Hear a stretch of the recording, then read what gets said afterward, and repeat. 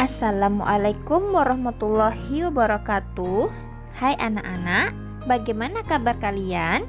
Pastikan selalu sehat dan siap untuk menerima pelajaran. Sebelum belajar, jangan lupa membaca doa menurut agama dan kepercayaan masing-masing. Baik, sebelum kita simak videonya, jangan lupa subscribe dan like agar video ini terus berkembang dan memberikan informasi yang bermanfaat. Baik anak-anak, kita akan melanjutkan kembali pembahasan kita mengenai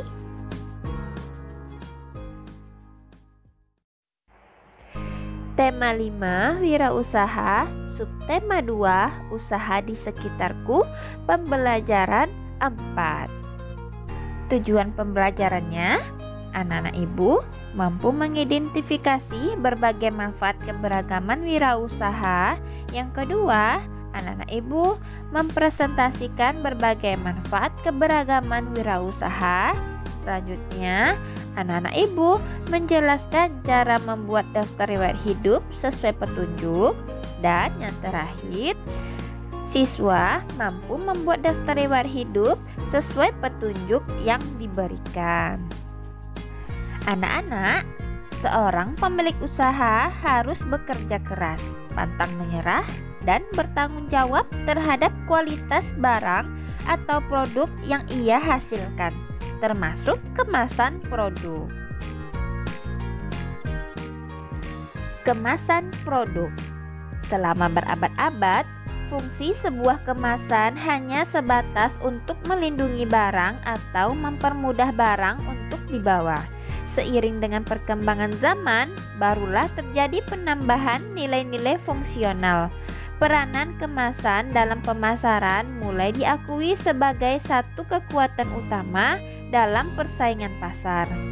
Menjelang abad pertengahan, bahan-bahan kemasan terbuat dari kulit, kain, kayu, batu, keramik, dan kaca. Pada zaman itu, kemasan masih terkesan seadanya dan lebih berfungsi untuk melindungi barang terhadap pengaruh cuaca atau proses alam lainnya. Selain itu, kemasan juga berfungsi sebagai wadah agar barang mudah dibawa selama perjalanan.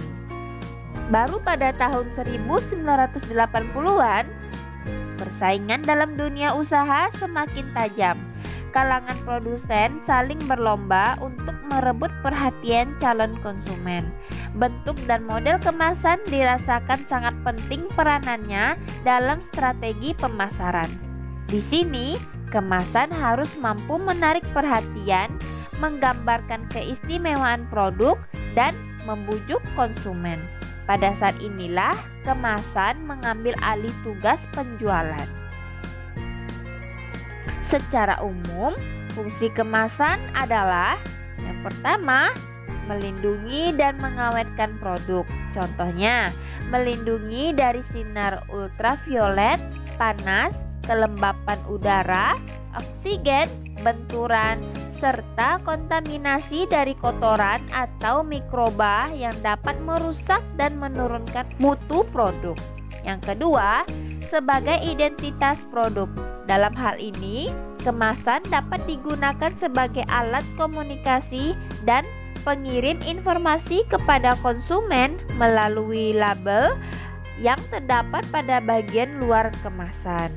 Yang ketiga, meningkatkan efisiensi, antara lain memudahkan penghitungan, memudahkan pengiriman, dan memudahkan penyimpanan. Kemasan juga dapat berfungsi sebagai media komunikasi suatu citra tertentu. Contohnya, produk-produk makanan. Dari kemasannya, orang sudah dapat mengenali rasanya. Walaupun tidak ada pesan yang ditulis pada kemasan tersebut, ciri pada kemasannya mengomunikasikan suatu citra yang baik.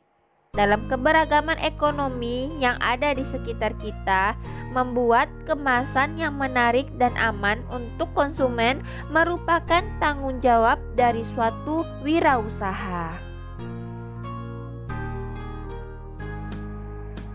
Anak-anak ibu, sekarang Mari kita bahas latihan pada buku siswa halaman 99. Soal nomor 1. Apa fungsi kemasan pada mulanya? Fungsi kemasan pada mulanya hanya untuk melindungi barang atau agar barang mudah dibawa. Pertanyaan nomor 2. Sebutkan 3 fungsi utama dari kemasan.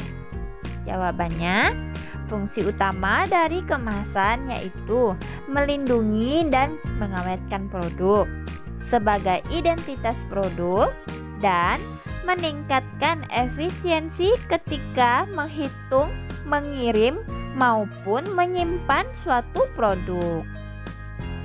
Pertanyaan nomor 3. Dalam keberagaman ekonomi yang ada di sekitar kita, membuat kemasan yang menarik dan aman untuk konsumen merupakan tanggung jawab dari suatu wirausaha. Apakah maksud dari pernyataan di atas? Nah, maksudnya seperti ini. Kemasan menjadi identitas produk di antara keberagaman ekonomi yang ada.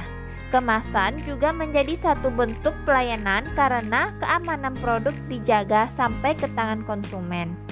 Sehingga konsumen menilai bahwa suatu wirausaha bertanggung jawab atas produknya. Hal ini juga akan berdampak pada perkembangan wirausaha tersebut. Anak-anak ibu, pada pertemuan sebelumnya, kamu telah diminta untuk mengisi daftar riwayat hidup. Sekarang, buatlah paragraf narasi atau cerita dari daftar riwayat hidup yang telah kamu buat. Kira-kira contohnya seperti ini. Nama saya adalah Vivi. Saya lahir di Pekanbaru pada tanggal 5 Maret 1992. Saya adalah anak ketiga dari 4 bersaudara. Alamat tempat tinggal saya saat ini adalah di Jalan Air Dingin 5, nomor 03, Pekanbaru. Saya pernah ikut pameran baju Nusantara yang diselenggarakan Provinsi Riau. Di sekolah, saya mengikuti ekstrakurikuler, menari, PBB, dan mading. Cukup sekian pembelajaran dari Ibu. Mudah-mudahan kalian semua paham. Tunggu video pembelajaran selanjutnya ya. Terima kasih. Wassalamualaikum warahmatullahi wabarakatuh.